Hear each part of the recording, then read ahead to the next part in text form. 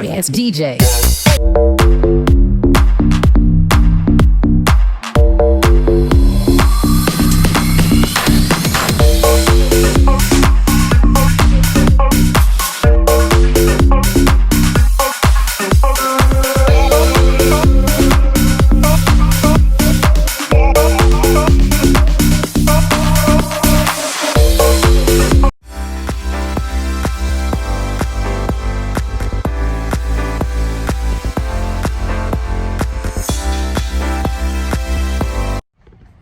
Hi guys! Ito yung ingredients natin for today.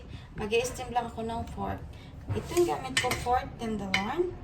And then I have ginger, I have garlic, I have mustard. Ayan. Mustard cubes. Ito yung gagamitin ko ngayon. So, kailangan tatlong pack. Ayan. So, hugasan natin to para hindi siya maalat. So, ngayon, ilalagay na natin to siya.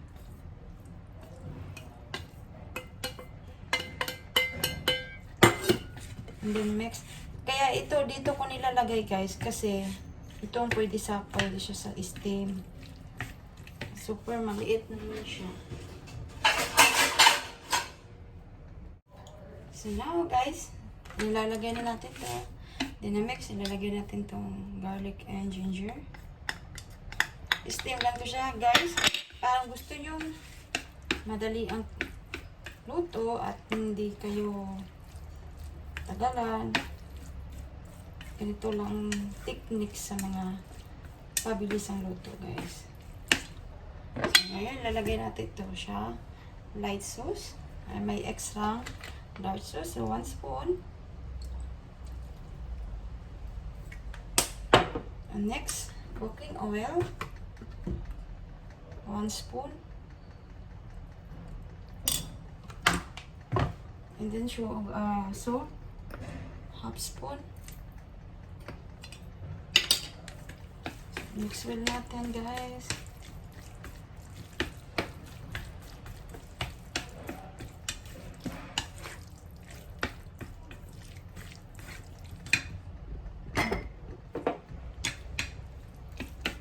Chicken powder. Yan. Yan. And then oyster sauce. Yan.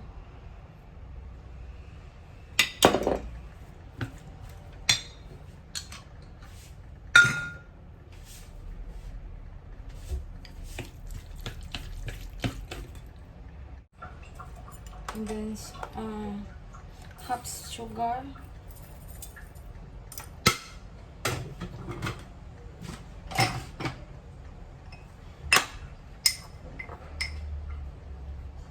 Flour.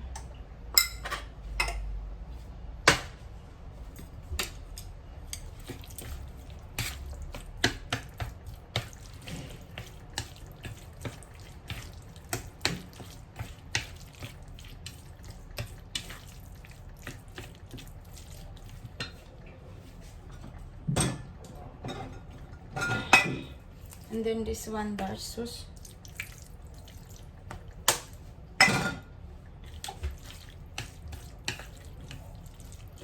So that's it guys. You will mix. Make sure you mix well. And then you may put it the cling wrap in 3 minutes. Just 3 minutes guys. Or 3 minutes or 2 seconds.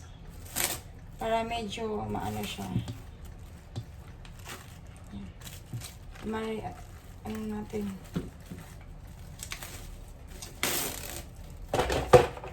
Oh my God.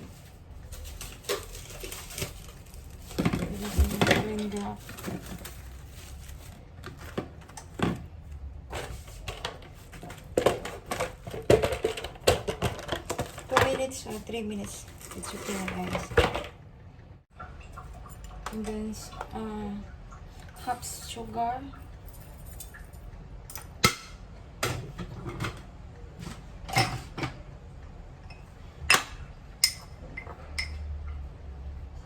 Flour.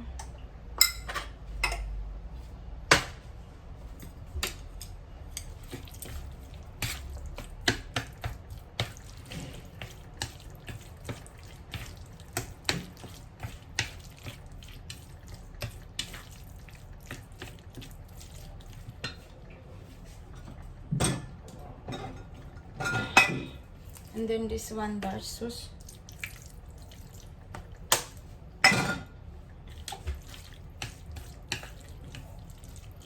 So that's it, guys.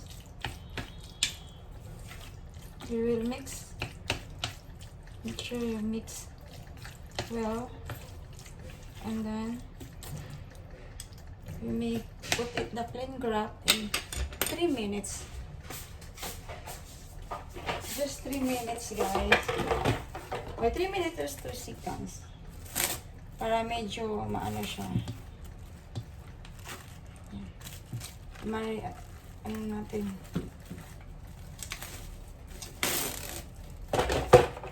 Oh my God. Plain grab.